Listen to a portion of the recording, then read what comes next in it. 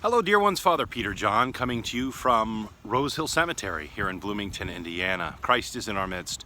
I love spending time at cemeteries. There's something special about cemeteries. I think it helps us to remember our death. You know, the fathers tell us that we're always supposed to have the remembrance of death with us, so that we remember that this world is not the end for us. This is not it. This is preparation for the life to come. And so anyway, plus I love just kind of seeing the way that people over the last couple hundred years have wanted to be remembered, you know, what was important to them. So I'm not here today to talk about cemeteries, though. I'm here today to talk about Saint Pereskiva, the Fool for Christ of Divyevo and Sarov. Now, she's known affectionately as Pasha. She lived in the 19th century in Russia, and she grew up in a family that was not affluent. They didn't have a lot of money. Her parents arranged a marriage for her, and so she was married for 20 years to her husband, but they were childless. They weren't able to have children. And her husband, when he tragically died, left her alone. She was alone. She struggled terribly with the grief of her loss.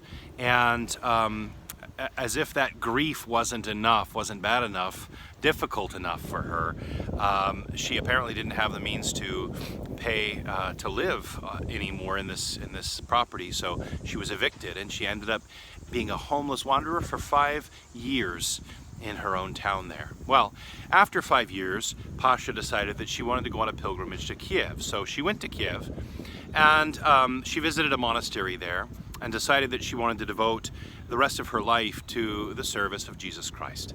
So she was secretly tonsured a nun and then left for the woods at Sarov, where she lived there in a cave, we are told, for 30 years.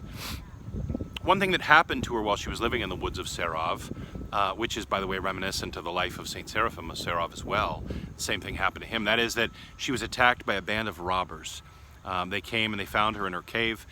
They took whatever she had, and then they beat her up and left her for dead. She suffered from those injuries, you know, for the rest of her life. But while she was living there in the woods at Sarov, she became known as kind of a local go-to person. People saw that she was a very special and spiritual woman, that she had a real connection with the Lord, that she had gifts of the Holy Spirit, and they began to go to her for advice and for guidance on things. Well, after 30 years of living there in the woods, she moved to the Divyevo monastery, and when she got there, she took on a little bit more of this mantle of foolishness. One of the things that she did was that she began to use dolls to explain to people what was going to happen to them. Now, that sounds perhaps a little creepy. I was creeped out a little bit by the dolls. But that's how she communicated with people. She would use the dolls to explain upcoming events and things that were going on in life. In 1903, at the time of the glorification of Saint Seraphim of Sarov, the Tsar, Tsar Nicholas and his wife, came to Sarov for the glorification, and while they were there, they decided to pay a visit to Pasha in her cell at the Divyevo monastery. When they went to go visit her, one of the things that she was known for was when she was going to give someone bad news, she would put extra extra sugar in their tea.